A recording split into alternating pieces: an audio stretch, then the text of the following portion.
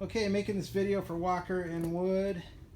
Kind of gonna show, I contacted you through Instagram, and I'm gonna show you a little bit about spraying stain and spraying colored lacquer and just lacquer in general.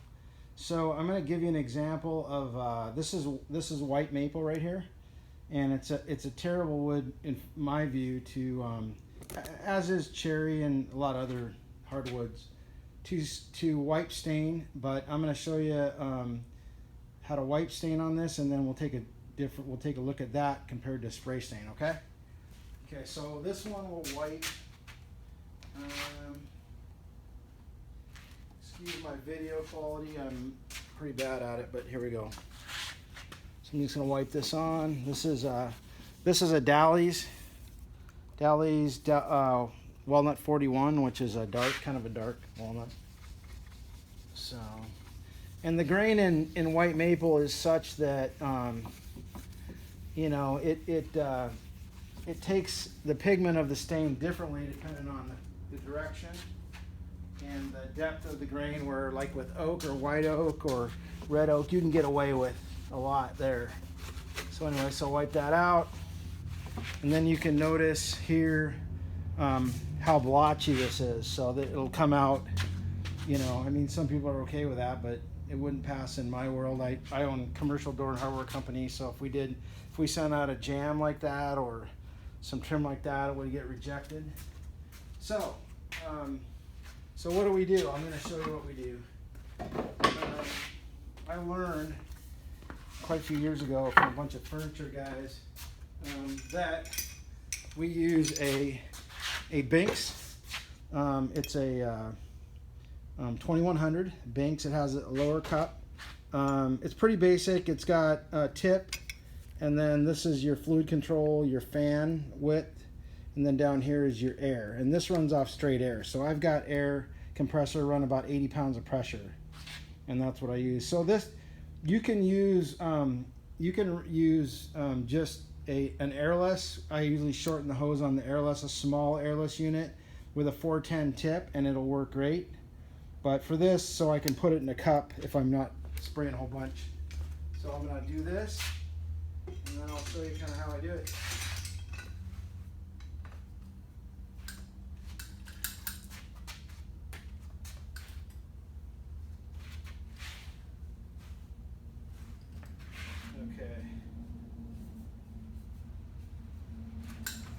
Okay, so I'm going to grab some air, and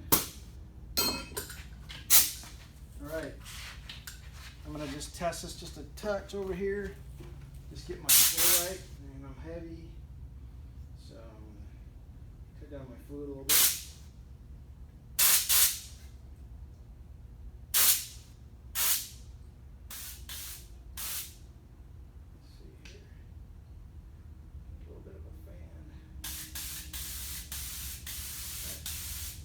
Okay, here we go. So what I do is here's my gun. It's aired up, got my cup, and all I did was take this is Rudd pigment. This is just straight pigment right here, and I just mix that with my base is lacquer thinner. So I put lacquer thinner in the cup, and then I put maybe 3-4 tablespoons of this in, and you can build your color, so you don't have, it doesn't go on in one shot. You can build the color with several passes. But lacquer thinner has tons of lift. It will be dry in literally a few minutes. I mean, it's real fast. So I'm going to go ahead and, so I don't use a lot of pressure, as you can see. I'll just come in here and start to work on color. Okay, I'm going to close my thing down a little bit and open a little more air.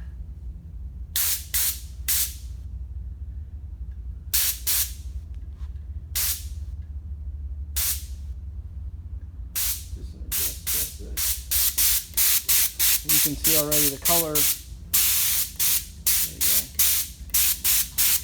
So there you see right away that I'm building some brown color, but I'm not getting any blotching, because what I'm doing is essentially I'm laying the product on top of the wood. It's not pushing it down into the grain. So that way, when you spray stain, your color is going to be more even. Anyways, I can just keep taking passes.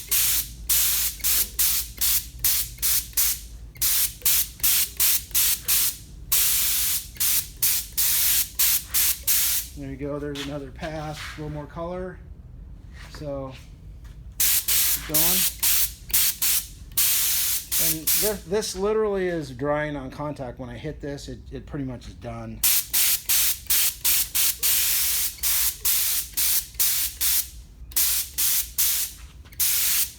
I'm speeding this up. I'll take 4 or 5 passes. I'm doing a bunch of jam units. I'll take 4 or 5 passes at it, and I'll spray them all out.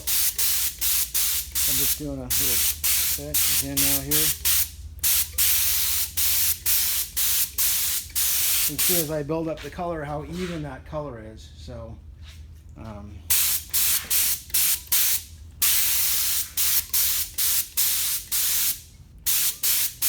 going a little quicker than I usually do, but okay, again, you can kind of see how I'm building the color, and that's how we do it. I mean, we'll take several passes, so I'll rack up maybe 10 jams and I'll run over those jams 3 or 4 times, and this is how we get our color. So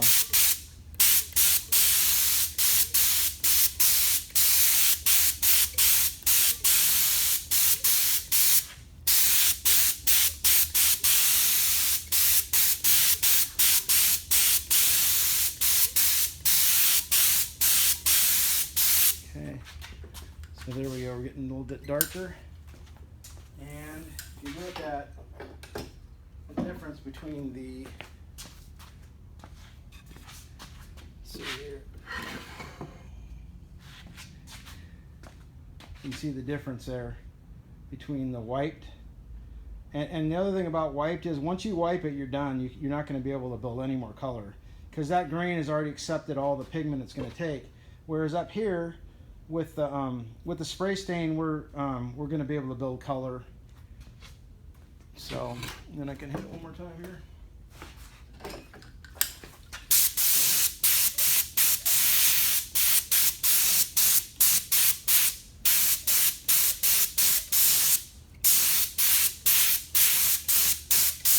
But it's a good trick.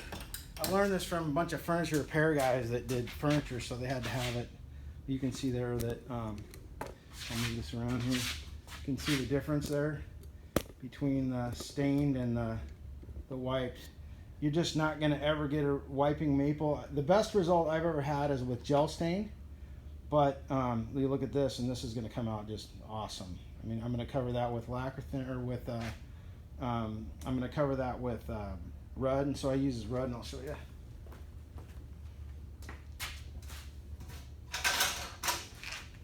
I use Rudd for top coat. It's Precat. I use Precat lacquer, Duracat.